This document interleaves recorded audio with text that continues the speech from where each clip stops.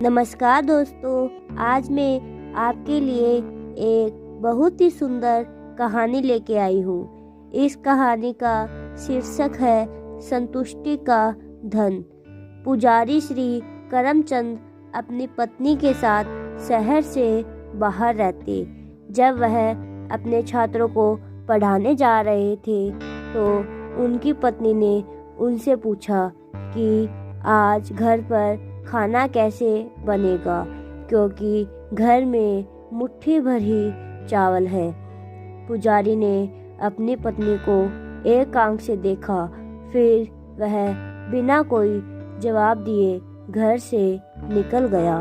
जब मैं शाम को वापस लौटा तो मैंने भोजन के दौरान प्लेट में कुछ उबले चावल और पत्ते देखे।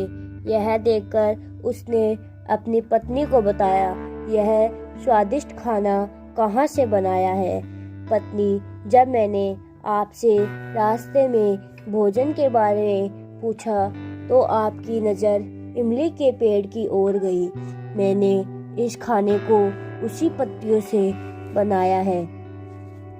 पुजारी ने बड़ी अनिश्चितता के साथ कहा, अगर इमली की पत्तियों का इतना स्वाद अच्छा है तो हमें चिंता करने की कोई ज़रूरत नहीं। अब हमें भोजन की कोई चिंता नहीं। जब शहर के राजा को पुजारी की गरीबी के बारे में पता चला, राजा ने पुजारी को शहर में आने और रहने की पेशकश की, लेकिन पुजारी ने मना कर दिया। राजा आश्चर्यचकित हो गया और कुटिया में स्वयं जाकर उससे इसका कारण जानने की कामना करने लगा।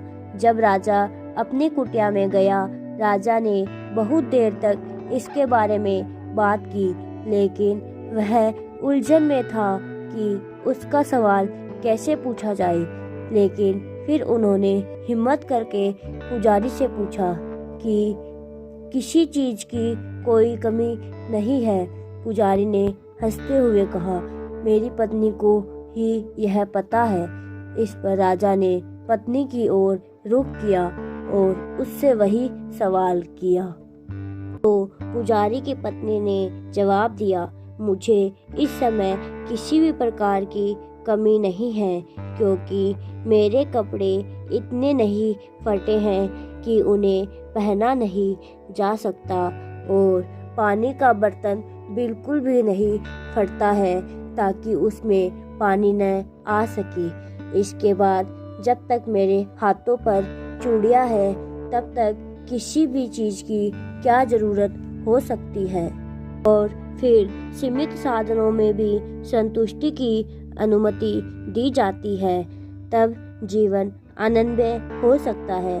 तो दोस्तों, इस कहानी से हमें यह सीखने को मिलता है कि हम जिस परिस्थिति में रहते हैं वही हमारे संतोष का धन है। अगर आपको कहानी पसंद आई है तो कमेंट बॉक्स में ज़रूर बताएं। साथ ही लाइक, शेयर, सब्सक्राइब करना ना भूलें। धन्यवाद।